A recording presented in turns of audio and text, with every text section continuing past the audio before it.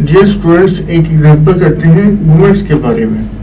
A non uniform rod AB has length 4 metre and weight 100 newton. The road rests horizontally on two supports, C and D, where C is 1 meter from A and D is 0.5 meter from B. यानी एक road है हमारे पास AB, उसका wait 100 Newton है और इसकी length 4 metre है. और ये टू स्पॉट्स, ये देखिए आप, C स्पॉट और D स्पॉट पे ये लाई कर रही है. इसका वेट 100 न्यूटन है और ये चूंकि नॉन यूनिफॉर्म है तो इसका सेंटर कहीं भी हो सकता है. सपोज इसका सेंटर ये D डिस्टेंस फ्रॉम A पे है और ये जो स्पॉट्स हैं C, ये A से 1 मीटर अवे है और स्पॉट D ये B से 0.5 मीटर अवे है. जी, another object of weight W Newton is placed at B. The magnitude of reaction force on the rod D is now 150 Newton. यानी कि B पे एक वेट आपने ऐड कर दिया, इस पे आपने हैंग कर दिया और D पे जो रिएक्शन फोर्स है वो 150 न्यूटन और C पे सपोज इसकी रिएक्शन फोर्स R1 हमने कंसिडर की. तो ये 1 है, ये 0.5 है, ये सही C और D के बिटवीन डिस्टेंस 2.5 होगा. 100 न्यूटन जो इसका वेट है, इसका A से डिस्टेंस D मीटर है.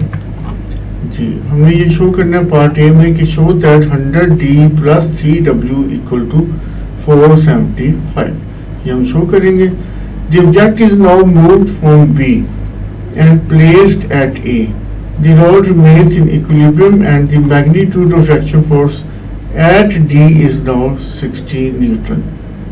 Write down the other equation and other equation connecting W and D and hence calculate W and D. यानी कि हमने B से हम इसका जो वेट है वो चेंज करके A पे ले जाएंगे तो फिर रिएक्शन फोर्स 60 न्यूटन हो जाएगी D पे. तो W D की इक्वेशन हम फाइंड आउट करेंगे. 2 इक्वेशंस आ जाएंगी तो हम उनको साइमल्टेनियसली सॉल्व करेंगे तो W D की वैल्यूज आ जाएंगी. तो ये हमारे पास है. पार्ट ए सॉल्व करते हैं. इसमें हम मोमेंट्स लेते हैं अबाउट C. तो C पे रिएक्शन फोर्स है, इसका डिस्टेंस 1 है.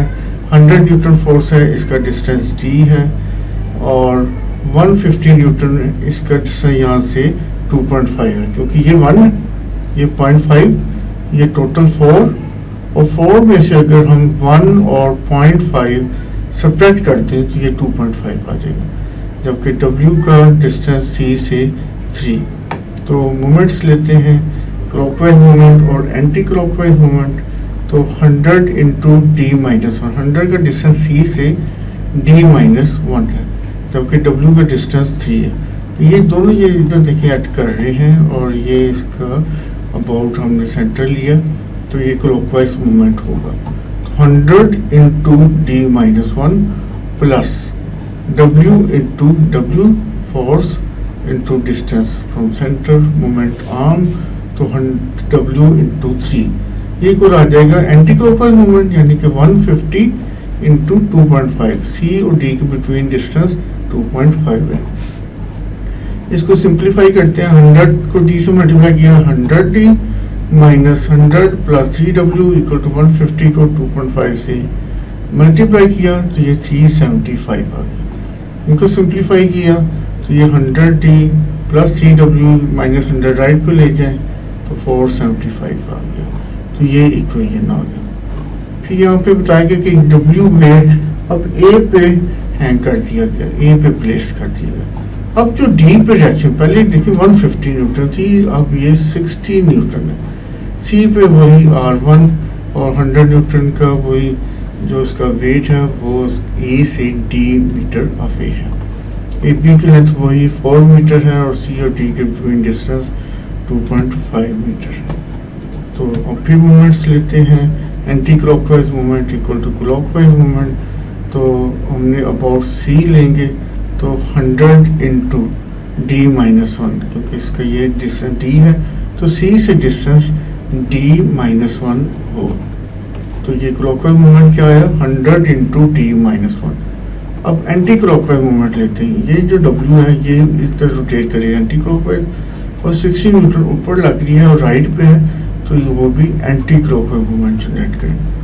तो W इंटू 1 प्लस 60 इंटू 2.5, इसको सिंप्लीफाई किया 100 into D minus 1 that is 100D minus 100 and 1W के over W plus 60 into 2.5 150।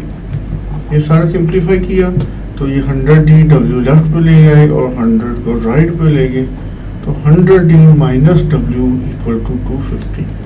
That is हमारे पास 2 इक्वेशन जनरेट होगी। यहाँ से 2 कंडीशंस थी, उन 2 कंडीशंस को अप्लाई किया तो हमारे पास 2 इक्वेशन जनरेट होगी। One is 100D plus 3W equal to 475, जबकि दूसरी है 100D minus W equal to 250।